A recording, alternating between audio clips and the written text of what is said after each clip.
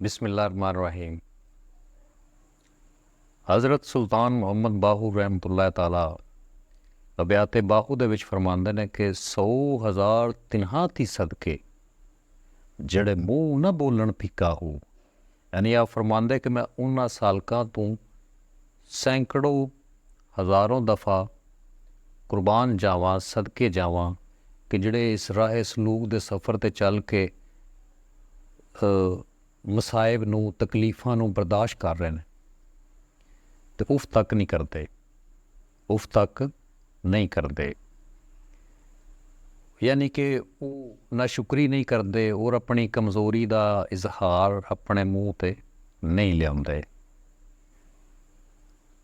फिर फरमांदा कि लख हज़ार तिन्हां ती सदके, लख हज़ार तिन्हां ती सदके जिहड़े गल करेंदे हिक्का हो। यानी आ फरमांदा मैं उन्हां सालकां तो उन्हां आरफां तो लखां हज़ारां दफ़ा कुर्बान जावां जिहड़े कोलो करार दे पक्के ने, कोलो करार दे पक्के ने और एक रब दी ज़ात दे उत्ते यकीन रखते ने, एक रब दी ज़ात ते यकीन रखते हैं और शक व शुबा दी ते गुंजाइश ही कोई नहीं। ऐसा तवक्कल है उन्हां दा कि वो रब दी ज़ात दे उत्ते कि वो जिहड़ी गल करदे फिर वो पूरी भी करते हैं क्योंकि उन्हां दा तवक्कल है रब ते। कुरान भी ये कहता है कि और वो तुम वो बात क्यों करते हो जो तुम कर नहीं सकते, और वो तुम वो बात क्यों करते हो जो तुम कर नहीं सकते। लख करोड़ तिन्हां ती सदके जिहड़े नफ्स रखेंदे जीका हो। लखां करोड़ा उन्हां सालकां ते उन्हां आरफां ते सदके जावां जिहड़े इस राह सफ़र दे विच अपने नफ्स नूं झुका लेंदे ने, अनानियत नहीं लियाउंदे, फिरौनीयत नहीं लियाउंदे। वो अपने रब दा शुक्र अदा करते हैं और आजजी और इनकसारी दे विच अपने नफ्स नूं रब दी बारगाह दे विच झुका लेंदे ने। नील पदम तिन्हा तू सदके या हज़रत बाहू जेड़े होवन सोण सदावण सिक्का हो। यानी आप फरमांदे कि मैं नील पदम यानी कि अरबा खरबा, यानी कि आप फरमांदे मैं अरबा खरबा उन्हां आरफां तो उन्हां अहले मार्फत लोकां तो मैं सदके जावां, कुर्बान जावां जिहड़े खालस तरीन खालस हुंदे ने, सच्चे हुंदे ने, सादक हुंदे ने और उन्हां दे विच कोई नक्स नहीं हुंदा, कोई कमी नहीं हुंदी और वो आला मरतबियां ते फायज़ हुंदे ने, आला मरतबियां ते फायज़ हुंदे ने।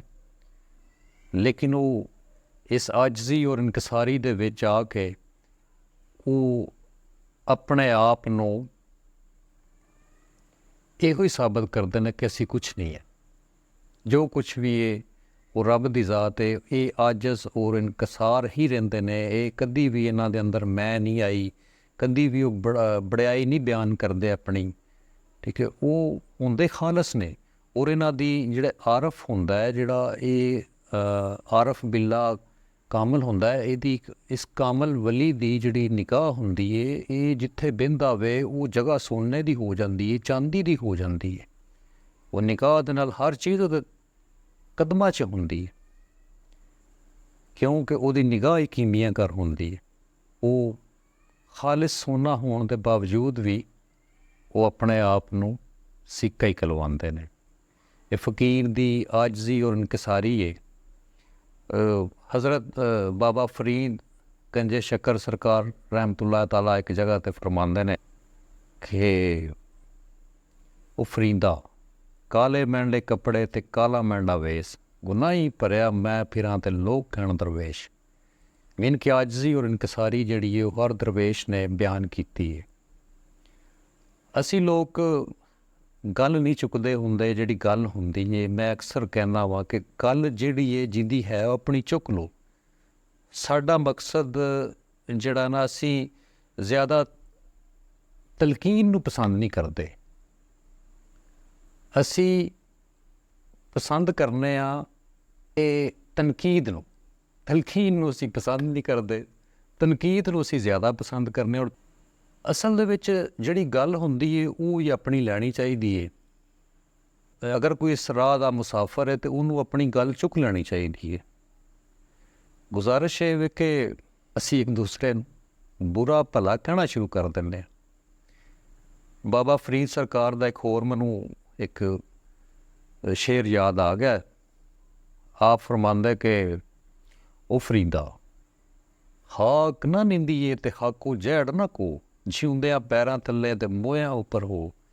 ਨਿੱਕਾ ਫਰਮਾਉਂਦਾ ਕਿ ਜਿਹੜੀ ਮਿੱਟੀ ਅੱਜ ਤੁਹਾਡੇ ਪੈਰਾਂ ਦੇ ਥੱਲੇ ਵੇ ਤੇ ਇਹਦੀ ਵੀ ਨਿੰਦਿਆ ਨਾ ਕਰੋ, ਇਹਨੂੰ ਵੀ ਬੁਰਾ ਭਲਾ ਨਾ ਕਹੋ।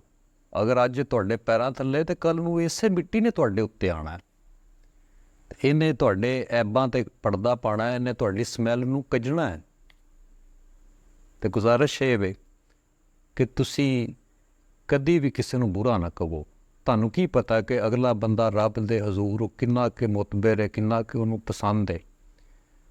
ਅਸੀਂ ਲੋਕ ਜ਼ਾਹਿਰੀ ਚੀਜ਼ਾਂ ਵੱਲ ਦੇਖਣਾ ਸ਼ੁਰੂ ਕਰ ਦਿੰਦੇ ਹਾਂ, ਲੇਕਿਨ ਰੱਬ ਦਾ ਜਿਹੜਾ ਨਿਜ਼ਾਮ ਹੈ, ਰੱਬ ਦਾ ਜਿਹੜਾ ਸਿਸਟਮ ਹੈ, ਉਹ ਬਾਤਨ ਦਾ ਹੈ। ਕਿਸੇ ਨੂੰ ਕੋਈ ਨਜ਼ਰ ਨਹੀਂ ਆ ਰਿਹਾ ਕਿ ਵੀ ਕੋਈ ਨਮਾਜ਼ਾਂ ਪੜ੍ਹ ਰਿਹਾ, ਕੋਈ ਇਬਾਦਤ ਕਰ ਰਿਹਾ, ਕੋਈ ਜ਼ਿਕਰ ਅਜ਼ਕਾਰ ਕਰ ਰਿਹਾ, ਕੁਛ ਜ਼ਾਹਿਰੀ ਤੌਰ 'ਤੇ ਕੁਛ ਨਜ਼ਰ ਨਹੀਂ ਆ ਰਿਹਾ ਕਿ ਸਾਨੂੰ ਉਹਦੇ ਇਵਜ਼ ਕੁਛ ਸਾਨੂੰ ਮਿਲ ਰਿਹਾ। ਸਾਨੂੰ ਕਿਸੇ ਨੂੰ ਕੋਈ ਪਤਾ ਨਹੀਂ ਹੈ। ਅਤੇ ਇਸ ਤੋਂ ਕਦੀ ਵੀ ਕਿਸੇ ਨੂੰ ਬੁਰਾ ਨਾ ਕਹੋ, ਕਿਉਂਕਿ ਰੱਬ ਦਿਲਾਂ ਦੇ ਵਿੱਚ ਵਸਦਾ ਹੈ। ਕਿਸੇ ਦੀ ਦਿਲ ਅਜ਼ਾਰੀ ਨਹੀਂ ਕਰਨੀ ਚਾਹੀਦੀ। ਉਹ ਕੀ ਪਤਾ ਉਹ ਕਿੰਨਾ ਕਿ ਰੱਬ ਦੇ ਕਰੀਬ ਹੋ। ਬੜੀ ਮਿਹਰਬਾਨੀ, ਬਹੁਤ ਸ਼ੁਕਰੀਆ। ਖੁਸ਼ ਰਹੋ, ਸਲਾਮਤ ਰਹੋ।